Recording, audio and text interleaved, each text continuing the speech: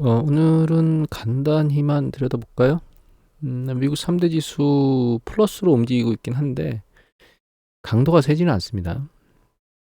오늘 장을 보면 이게 S&P 500 지수거든요. 캔들 차트가 보시면 갭 상승을 했습니다. 오늘 저 스타트 할 때 갭 상승하면서 스타트 했는데 그걸 전부 다 말아먹고 있다가 다시 들려 올라가긴 했는데 지금 장이 끝날려면 곧 한 5분 남았거든요.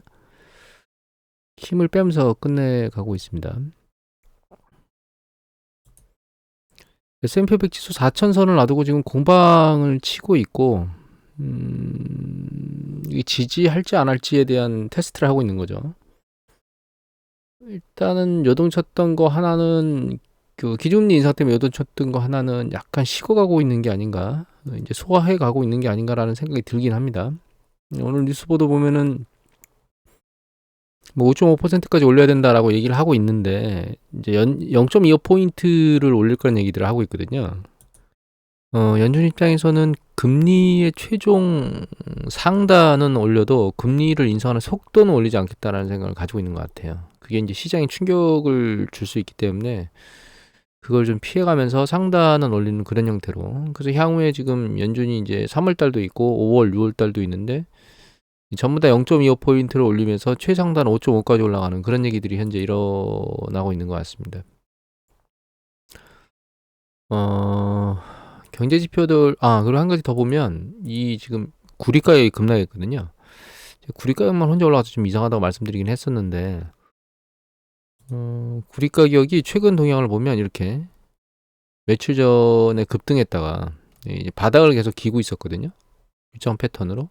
그런데 15일 이후에 한번 튀고 17일 날 다시 한번 튀었었는데 그걸 다 빼고 다시 과거 패턴으로 다시 돌아왔습니다. 회기가.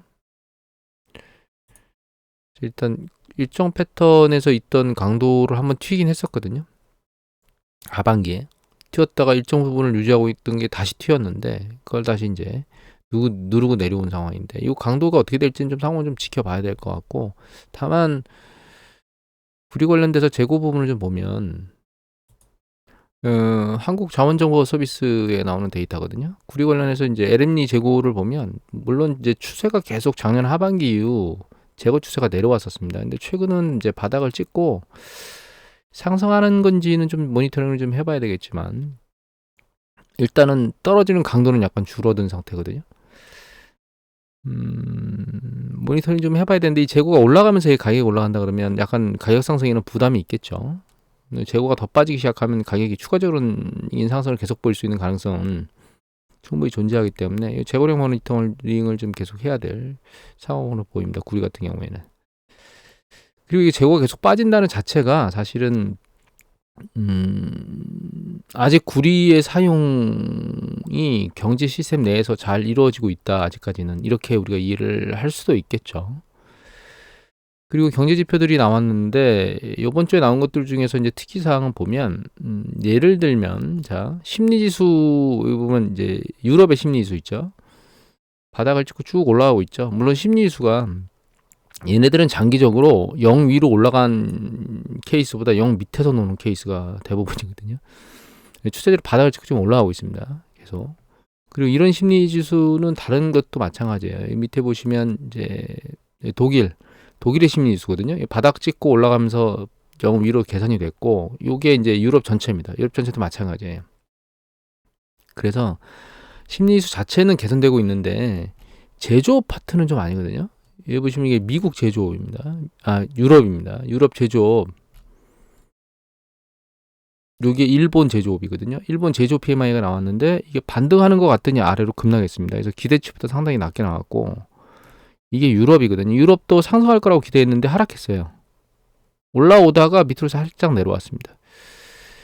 이제 미국만 여기 보시면 그 속보치 PMI가 나왔는데 밑에 보면 제조업이죠. 이 제조업입니다. 제조업 속보치가 나왔는데 계속 좀 개선되고 있는, 아직 수축 국면에 있긴 하지만 개선되고 있는 모습이고, 이거 마켓에서 나온 거고요. ISM 제조업 지수는 세차게 내리 꽂았거든요. 저널에. 근데 이 월초에 나오기 때문에 이건 좀 봐야 될 것 같고, 서비스업 지수는 상당히 개선이 된 것처럼 보이고 있고, 이거는 뭐 ISM도 마찬가지로 나올 것 같습니다. 지금 현재 패턴은.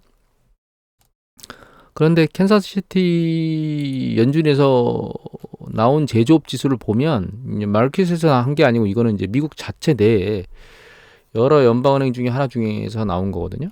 근데 이게 이제 나온 거 보면 이렇게 나오지만 밑에 보면 여러 개 연방에서 내는 PMI 지수를 혼합해서 보는 게 있어요.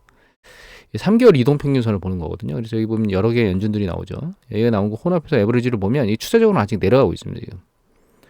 물론 이게 3개월 이동평균선이기 때문에 요번 달에 만약에 실제로 개선이 됐다면 그 개선을 반영할 수는 없지만 일단은 이동평균선상으로 제조업은 아직 회복이 되지 않는 상황으로 움직이고 있다. 그래서 이제 전 세계적으로 우리나라 사실 수출이 많고 그렇기 때문에 제조 파트 쪽이 취약한 우리나라도 역시 약간 지표들이 안 좋게 나오긴 합니다. 수출이나 이런 것들. 그래서 사실은 서비스 업종에서 무엇인가 심적 개선이 일어나야 되는데 우리는 아직 그런 부분들이 좀 미약한 것 같아요. 여하튼 그리고 한 가지를 좀 더 보면 이게 지금 신규 실업수당 청구 건수 나왔었거든요. 그래서 신규 실업수당 청구 건수 관련돼서 얘기를 드리려고 자료를 좀 만들었는데 이게 보시면 신규 실업수당 건수가 19만 2천이에요. 20만 나올 거라고 생각했는데 근데 이 19만 대 후반 정도는 사실 경기 사이클이 있을 때 좀 당겨볼까요? 이 코로나 팬데믹 터지기 전이거든요. 전에 경기 사이클이 상당히 좋을 때를 쭉 당겨보면 이렇게 바닥까지 내려와서 가장 좋은 시절에 보이는 숫자가 신규 실업수당 청구 숫자가 지금 나오고 있는 겁니다. 그러니까 정말 경기가 좋은 건 맞죠. 중요한 건 이 밑으로 더 이상 내려가기는 녹록치가 않아요.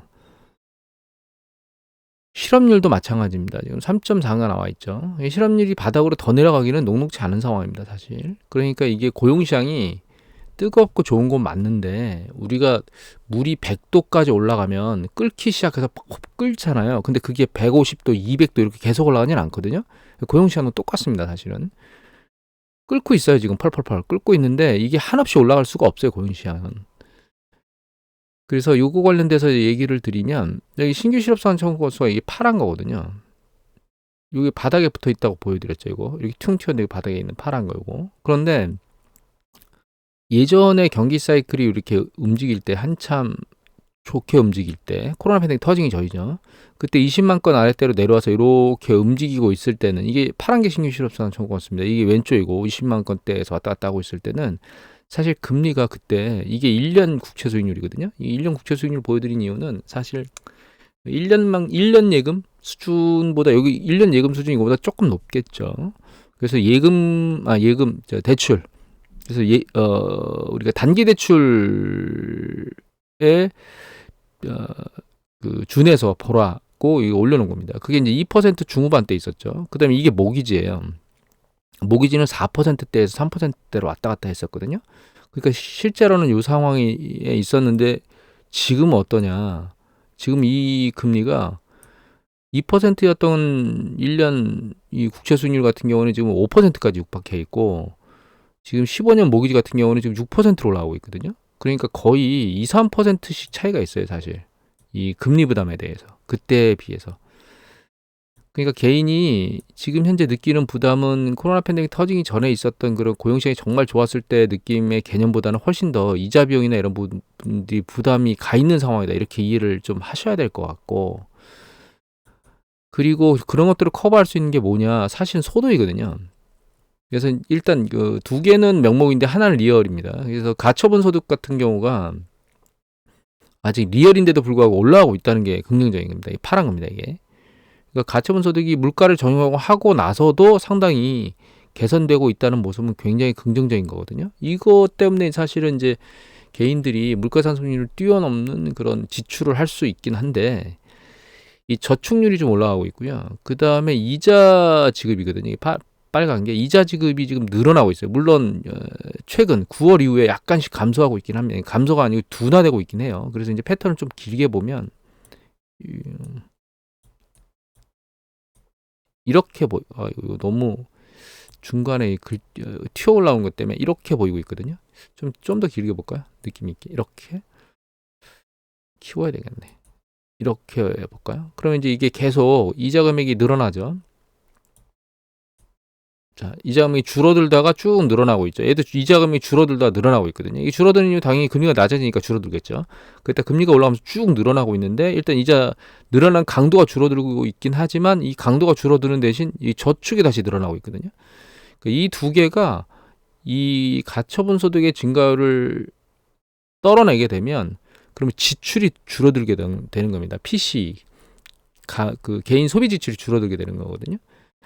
그러니까 이게 무슨 얘기냐면 금리 부담이 높은 것 때문에 이 저축을 하게 되고 그것 때문에 실제 소득은 늘어나지만 그 늘어나는 것이 PC에 제대로 반영이 안 될 수 있다라고 하는 것들을 말씀드리는 거고, 그걸 다시 앞에 거하고 생각해 보면 고용시장이 좋긴 하지만 펄펄 끓고 있긴 하지만 이게 더 끓어가지고 150도 200도까지 이렇게 올라갈 수는 없다라고 하는 한계점을 생각해 보고, 또 한 가지 연준이 기준금리를 올리는 이유는 고용시장을 지금 진정시키기 위해서 올리는 거거든요.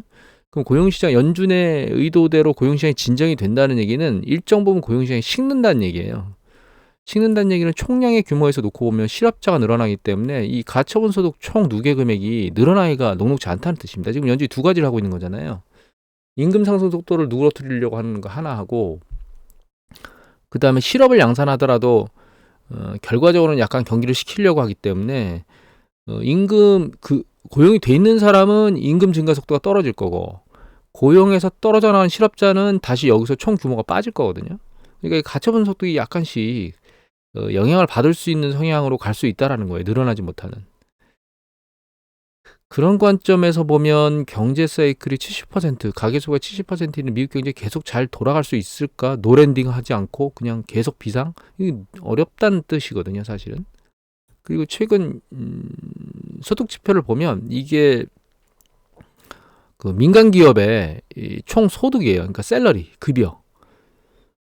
총 급여인데 이 급여 수준을 보면 이 올라가는 강도가 최근 들어서 약간 둥글게 옆으로 이렇게 약간 정점을 주고 약간 이렇게 움직이고 약간 둥근 머리를 형성할 것 같은 느낌을 보이고 있죠. 그리고 빨간 건 뭐냐면 얘 전년 동기 대비 증감률이에요. 이게 쭉 빠지고 있잖아요, 지금. 전년 동기 증가율이 아니고 증가 금액이거든요. 증감 금액. 근데 그 증가 금액이 점점 빠지고 있죠. 요 빨간 전년 동기 대비 증감을 월 대비로 보면 이게 월 대비로 보는 거거든요. 전월 대비로.